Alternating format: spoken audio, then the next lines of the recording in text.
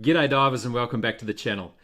Yes, it's winter here, it is cold, which is why I'm rugged up, but luckily I own a dry suit and I'm used to diving in cold water, so I have spent about 24 hours underwater now using the Insta360 AcePro 2, and I'm ready to tell you the best settings to use with this camera, whether you're using it just snorkeling on a selfie stick or whether you've gone and set yourself up completely with a full underwater system like this with wide-angled lenses and macro lenses and lights. If you want to know about the wide-angled lens and the macro lens and lights, I will put some links in the description. And if you want to see more videos on the AcePro 2 and my setups and settings, I'm going to have more videos coming out. So please like and subscribe to this channel.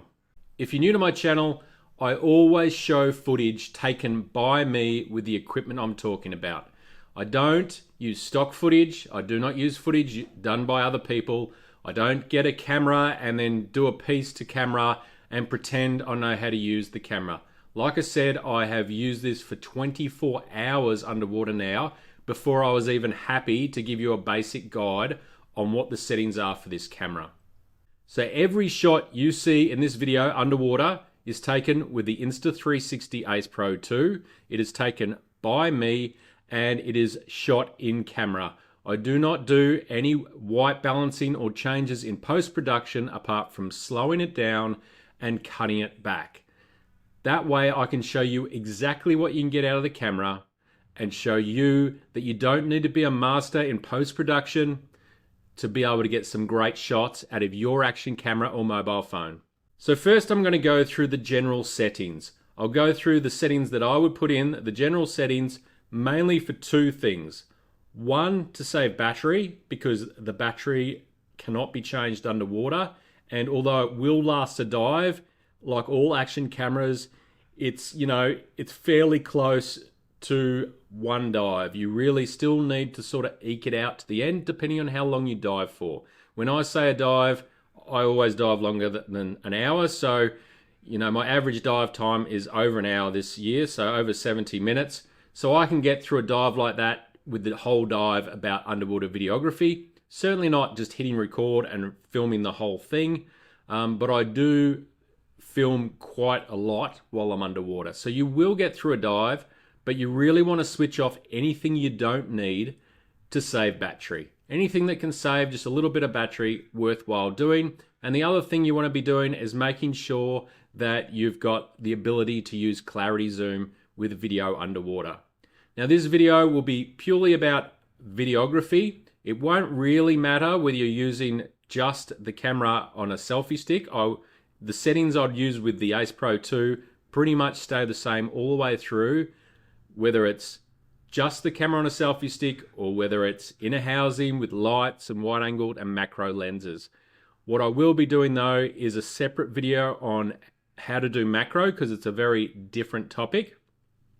And I'll also do a video specifically for photography because it is also a different bunch of settings and topic and techniques. And if I try and put it all in one video, it's going to end up way too long. So first, let's go through the general settings. All right, let's go through the general settings first. We want to swipe down, swipe left, and this little hexagonal image or icon is what we want to select, and we want to go into general. Now what we're doing in here is saving battery because battery life is always a problem on all action cameras underwater, and the AcePro 2 is no exception. So switch off the prompt sounds, switch off the indicator light, switch off vibration, Bluetooth, leave screen auto sleep on 3 minutes and auto power off 5 minutes. I mean, you can put it on whatever you want, but I find that's about a good combination of quick but not too quick to save battery. Front screen display, I don't think there's any point in having it on, especially when it doesn't have an image on it, so switch it off and save some power. Same with long press to cancel recording. I mean, it's up to you. If you've got a very small SD card, the long press to cancel recording can be quite good. I would just get a bigger SD card. The reason this can be handy is because you've got no way of deleting files underwater. So if you've accidentally started recording, you've got this 10-minute recording that you suddenly realize you've got, you can delete it and it's not taking up SD space, because once you let it go to the SD, The only time to delete it's going to be once you get out of the water. But I've got a 256 gig in here, so I leave it off. Touch to activate went off. Yes, clarity zoom, leave it on if you want to use clarity zoom, which I do, but I wouldn't recommend you use it very often. Once we go into customize power button, this is really so you can use clarity zoom. It's so we can change what the power button does. It's the only button we can change. So because we've got limited buttons, it gives us a little bit more control. There really isn't a lot of things in here I would suggest you ever really try, because when not recording, you really need it to be on to switch presets, or switch shooting modes, they call it. Because if you don't have it on that, we can't change between video and photo or different video presets. So to me, that is the only option to have there, so we can switch between our presets. Then while recording, you have a few options in here, but again, I want to be able to access the clarity zoom, so that's the only option I want in there. What that means is now if I press record, while it's recording, I can press the power button and zoom in and out with clarity zoom. It only works in video though, and not in photography. If you change it to work in photography, you then can't change profiles underwater, so you are stuck to do nothing other than 12.5 megapixel zoomed in or zoomed out shots. That's it. You won't be able to change to 50 megapixels because clarity zoom doesn't work at that, and you won't be able to change profiles, so you won't be able to change the video mode, so it's pointless. I do have a workaround for that, which I'll talk about in a video on photography and macro. We then want to go down, image settings. We want the best images we can. Just leave anti-flicker on, or auto I should say. Video, put it on H.265 and bitrate high. If you don't have a computer good enough to edit that, then I would suggest you get a computer that's good enough. There's not much point in having a camera that's good without having the ability to edit it. Apart from that, switch your Wi-Fi off. It won't work underwater. Save some battery, and make sure you've got enough SD card space before you go for the dive, because if you don't, you've got no way of deleting anything off or viewing it underwater. Once we're back out here, up to you whether you want to have grid lines on. I don't, so switch them off. But it's a handy way of knowing the rule of thirds and your composition. If you don't know about the rule of thirds, have a Google and look into that. It's very important. Have quick capture on. That's quick capture. So have it on, so if your camera goes to sleep, you can just hit record and it'll start recording. And the AcePro 2 has a nice little feature that if you want it to stay on after that, it gives you an option to keep it on, unlike the GoPro that goes straight back to sleep. I like to lock the orientation so it doesn't flip all over the place. I don't use gesture control, but that is something you can try if you want to use your hands to start and stop recordings underwater. And we do need underwater mode. Unfortunately, we can't access this once it's in the housing. I don't know who was thinking this when they did it. It causes some issues, but I'll talk about that in front of the camera. But we want to be able to switch that on before we put it in the housing. Otherwise, we are stuck without it underwater. So now that we've talked about the general settings, let's talk more depth about underwater mode and your advantage and disadvantage of putting it on. Now, the massive advantage of putting it on is because this is probably the big selling point of an AcePro 2, especially for beginners, is that it's the only action camera with this dive-specific setting. And the dive-specific setting does several different functions. Unfortunately, you can't separate them. It's all or nothing. And unfortunately, currently, as of July 2025, you need to decide before you put the camera in the housing whether you want it on or off. Now, Insta360 promises me that that is in development to be changed, so you will be able to decide underwater. But this is where it has some pros and some cons. Definitely underwater, you are much better having underwater mode on because it does the following. First of all, it doesn't just set your field of view to mega. It also adjusts for the change underwater to get rid of that slight distortion on the edges and that softness on the edges that you see. So if you don't use underwater mode and you're just in the normal mode and you go underwater, you will see softer edges, which is normal on a camera with a flat port. GoPro amazingly seems to have come up with a lens that doesn't really do that, but the AcePro 2 sort of sits between that and the DJI, who's really, really soft and distorted on the edges. But with underwater mode, it gets rid of that. It makes it nice and sharp to the edge with a wide field of view, very similar to the GoPro.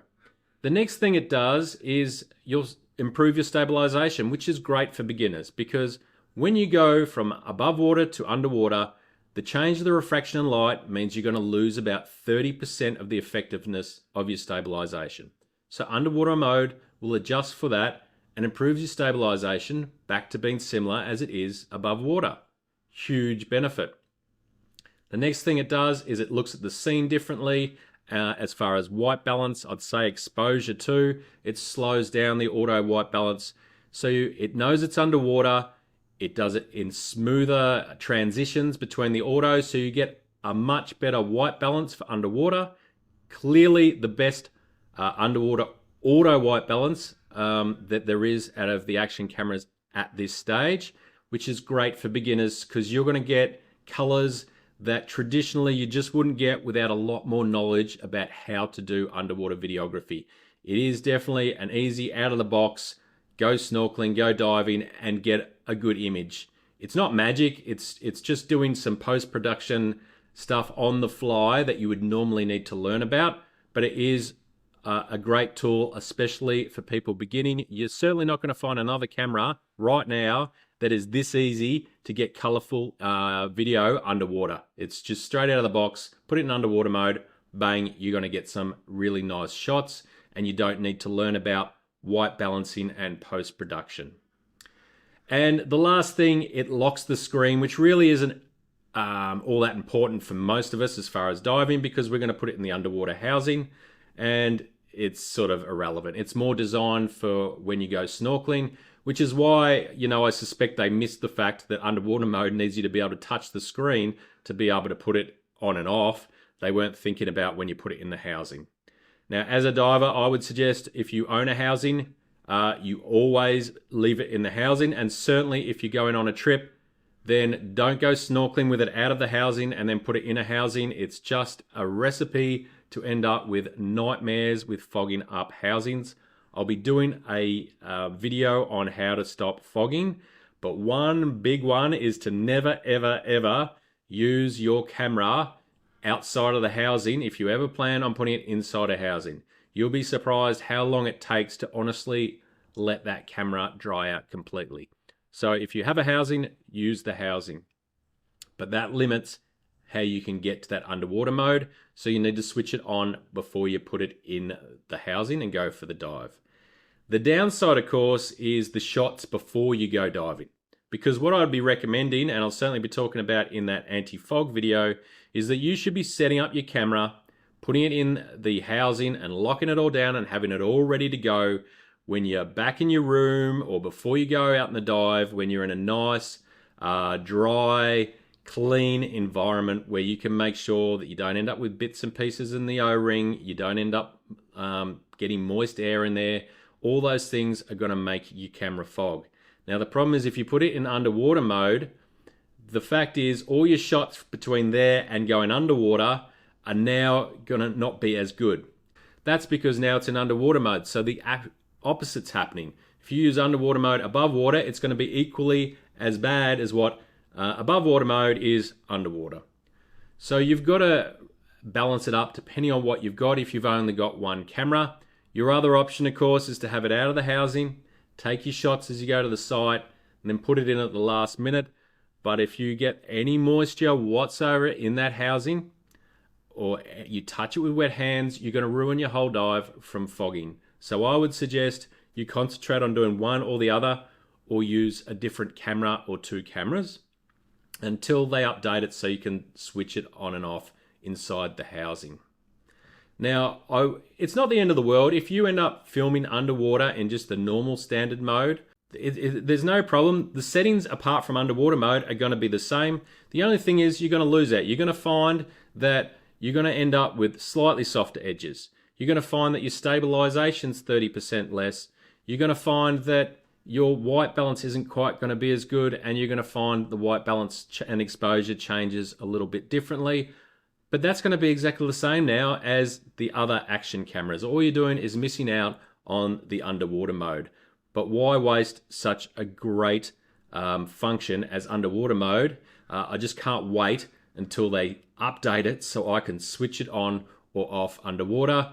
And then there are times where I would like to switch it off for certain things, but the large majority of times you want it switched on. So I recommend you switch it on whenever you're underwater. Then let's talk about resolution and frame rate. Now again, the handy thing straight out of the box, this has a dive preset that's set exactly at the best frame rate and resolution for underwater, and that's 4K 60. Why do we want 4K 60? Well, 4K 60 has the ability to be slowed down by 50% if you wish in post, and I'd recommend you always try that.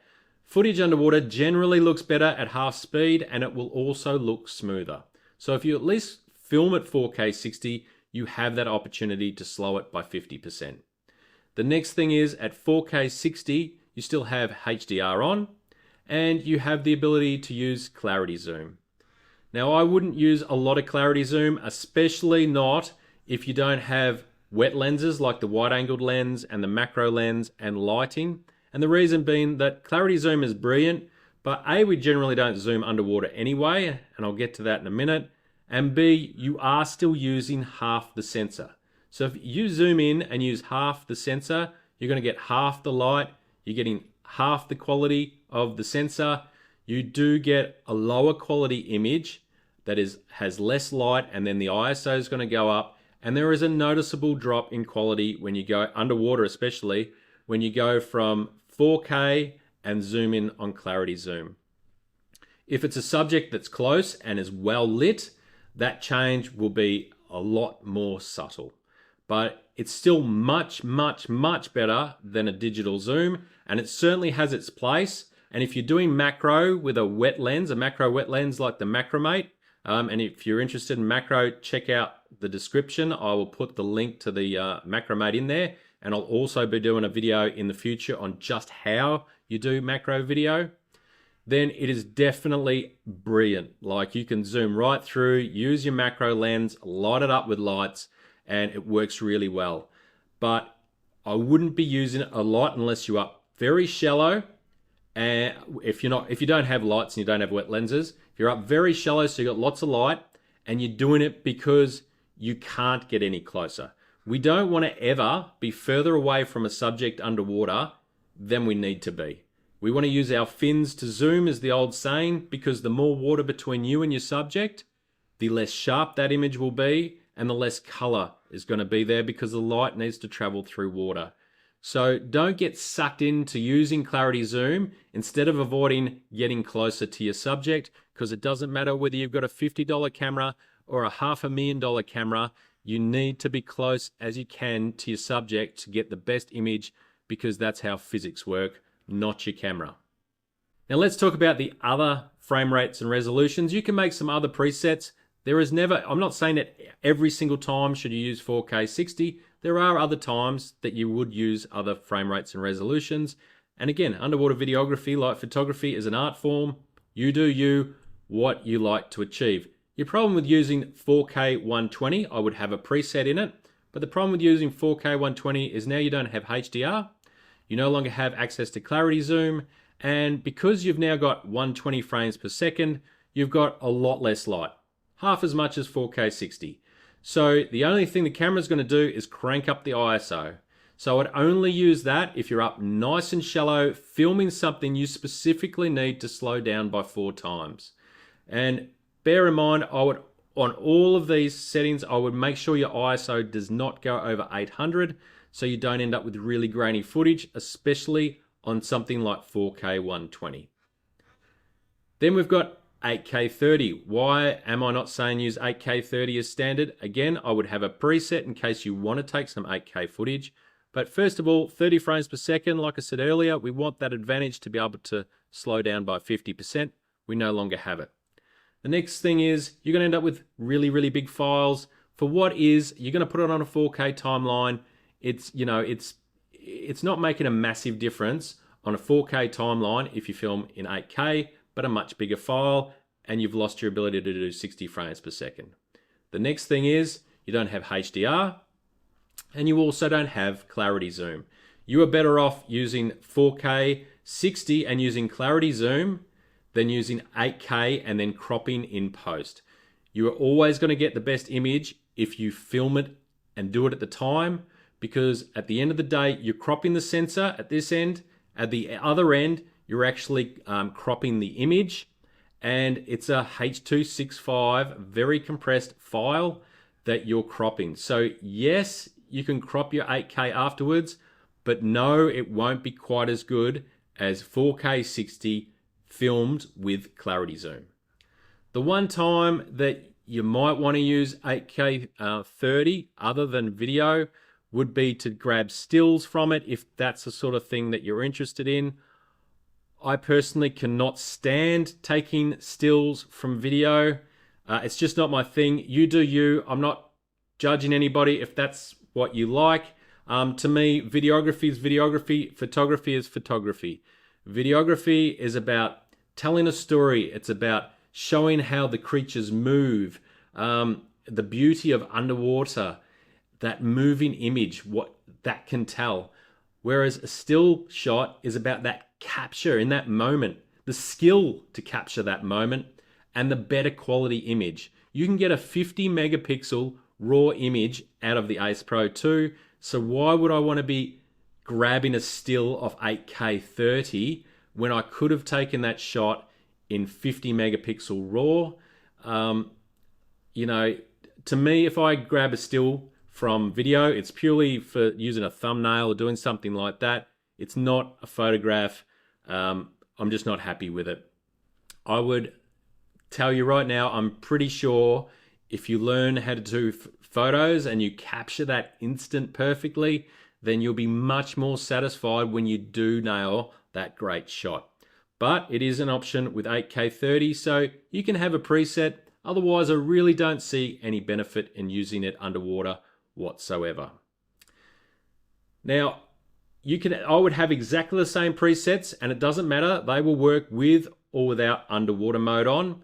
Like I said, you'll just lose that ability to have the extra stabilization and the better white balance and the sharper image.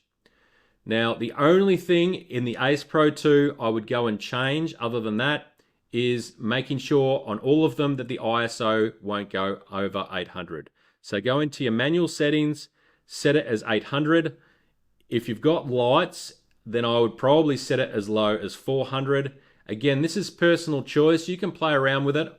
I personally have never found a low-cost camera that takes an image above ISO 800 that I can stand. It's just too grainy. You might be okay with 1600. I sure don't think you'll be okay with 6400, which is what it goes to. But 800 for me is the line, and I'd prefer it to be at 200 or 400. But if you leave it at 800, at least it's not too dark, but you're not getting that horrible grain. As far as color profile, I prefer standard in underwater mode. As far as video is concerned, you can play around with the other ones. Again, it's an art form. You do you, have a play with the other ones and see how you like them. But I would start with standard and make sure you get happy with that before you start changing to some of the other color profiles. As far as EV, if you're not using lights, this camera doesn't blow your highlights out like the GoPro. I would just leave it as 0. If you're using lights, to me it depends on the lights. If I'm using a warmer light that's not as powerful, minus 0.3 is fine. If you're using bright, cooler lights, I like to drop it to minus 0.7 just so I don't blow out the highlights. But obviously if you have those sorts of lights, you probably know what I'm talking about. As far as all the other stuff, I would leave it as auto. This is an action camera. You can't access those settings underwater, so you're better off just letting it be an action camera. If you know how to use all those, then that's different and you're probably not watching this video.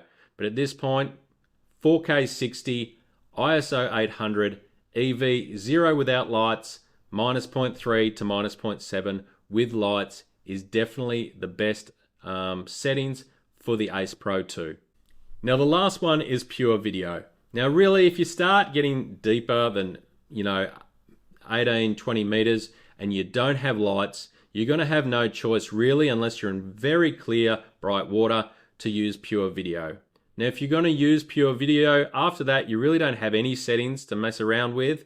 I would use 4K 30 if you're using pure video, because now we're going to pure video because low light is an issue, and therefore, although we'd like that extra shutter speed to be able to slow it down, it's also going to drop the light even further. And pure video isn't magic, so I would drop it back to 30 frames to at least give yourself the opportunity to get as much light to the sensor. Now, bear in mind that pure video, it is amazing. It is absolutely amazing. It blows my mind every time I use it, what that AI chip can do. Again, it's really just doing what, you know, people would do in post or within settings into a camera on the fly, which is amazing, but it lacks human control. So it's very, very good for beginners to intermediate users because it does things that you just couldn't do. And even for more advanced users, I mean, I like it a lot of the time because what it does can require a lot of effort to get to the same results without it. And being able to just press a button and shoot and get that sort of low light is quite frankly amazing. But it does go too far. But when I say it goes too far, what happens is, you know, it ends up becoming a very soft, mushy image right at the end. It will look very good on your screen. It'll look pretty good on social media, but if you put it on the TV, it just won't be sharp anymore. And that's just because the camera can't beat physics. It's using software to do a lot of denoising and sharpening and just trying to make a great image. It's not magic. So what I find with pure video is when you first put it on for a while, it's going to be great. It's definitely going to make your image better. And then eventually you're going to pass through a point where it's such low light that the poor little camera is trying really hard to get you a great shot, and it might look great on your camera, but later on, bear in mind, it might be far too soft. Some of that is going to depend on what you like. Again, I've talked about it. It's an art form, how much softness you're okay with. And if you're worried about it, put it this way. If that image is really, really soft and blurry when you look at it on the big screen, it wasn't possible to get with this camera or any action camera. You are now in such low light that no small little sensor is going to get enough light to be able to take a nice sharp image. The only thing I would like is a way of maybe setting the pure video, being able to go, right, I only want it to go to 70% so I could see on the screen, because sometimes I'm trying to do a shot where I really want to get as little light as possible. I do have lights, but I want to get that ambient light shot, and it's hard to judge where the line is between it being still nice and sharp and it becoming that mush. That's about all I'd say. It would be nice to be able to adjust that, but that's more for your more, you know, advanced shot, especially in really dark situations like cave diving and wreck diving. For beginner to intermediate, when you get under that 20 meters, put your pure video on, and really, if it's not sharp, then your only choice is to add lights. And then if you've added lights and it's still too soft, then add bigger lights, because it can't beat physics and it's just not getting enough light. But it will certainly get you a lot further than any other action camera will in low light. Now I'm going to have a lot more videos on all the action cameras and mobile phones. It just takes me time. This is a hobby. I do this channel for fun, and I don't make money out of it. So I'm just doing it to help try and part some education, and gives me a great excuse to go diving. Like I said, 24 hours underwater with the AcePro 2. It just gave me an excuse to go out and spend a whole heap of diving, playing around with settings, and being happy that I'm getting the best settings out of this, and speak to Insta360 and give them my feedback because they asked for it. And if at the end of the day we end up with an auto white balance lock and changes to the menu system because of, you know, advice and feedback I've given them, then I'll be extremely happy because I end up with a better camera and a better setup. And how cool is that? I get to say that I influenced Insta360, but we'll see. They mightn't listen to me at all and nothing will change, but I'll be surprised if they don't update it. And I'm really excited to see where their range of cameras go, along with all the action cameras. So I hope that's helped. Until next time, keep blowing bubbles, and don't forget, the deeper you go, the further you get away from all those idiots.